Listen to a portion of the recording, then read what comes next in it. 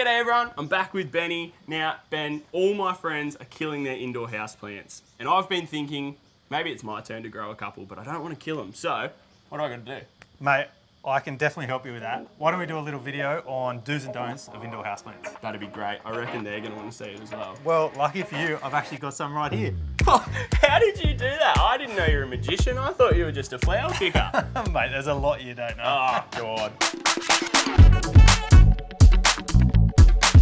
Okay, Dr. Ben, where do we start? Mate, why don't we start with the two most common culprits, water and sunlight. Sunlight's a tricky one for me. I never know where to put it. Yeah, it's really not that tricky, mate. So if you look at your plants and they're stretched out or have like a light yellow leaf, that probably means they're not getting enough sunlight. So I've just got to blast it with sun? No, if you blast it with sun and you put it too close to the window or too much in the sun, you'll get crunchy leaves and they'll die as well. Right. In an ideal spot, mate, you want to have bright light, not direct sun, near a window. So what am I going to do if I haven't got an appropriate window with, say, sufficient lighting? Like you're still living in your mum's basement and you don't have any windows type thing? Yeah, similar to that, but not that. Mate, you can buy these little LED lights that sit just above your plant and they work really well. So you can grow your plant anywhere. You might have to unplug your Game Boy to plug the light in, but... Did he say Game Boy? Wow, he's showing his age, isn't he? It's all right, Ben, we're past the Game Boy. But anyway, it's good to know there's options. You can grow your plants in your dungeon. Perfect. Okay, so light is sorted. What's next?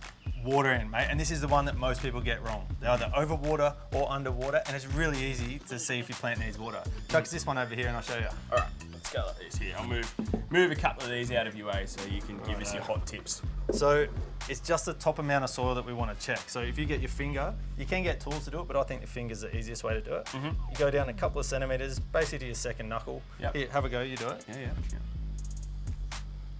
What do you feel? Bone dry. This one is bone dry, mate. So what we want to do is get a really good soak in from the top, let all that water drain away, and then put him back in position. But what if it's the opposite? What if your soil's all soggy? Yeah, mate, overwatering is the biggest killer of indoor plants. People see their plants struggling and then they give it more water and then make it an even worse. Guilty. Yeah, so you might even smell your soil starting to get a bit funky. Yep. That probably means you have root rot. Oh, we spoke about roots in one of our previous episodes, if I remember. Good boy. Mate, plant roots need oxygen just as much as they need water. So what can I do if my soil is too soggy? Yeah, you're gonna need to repot the whole plant. So you'll take it out of its pot, you'll peel back some of that potting mix, cut off any of those soggy, smelly brown roots, and then pot it back up with an indoor potting mix. They're a little bit different to the outdoor potting mixes. Okay. Yeah. So what's like the golden rule? The golden rule is only water your plants when the top few centimetres is dry. Simple stuff. Way too simple. Okay, so we've fixed its light and we've given it a good drink, so I'm in the clear.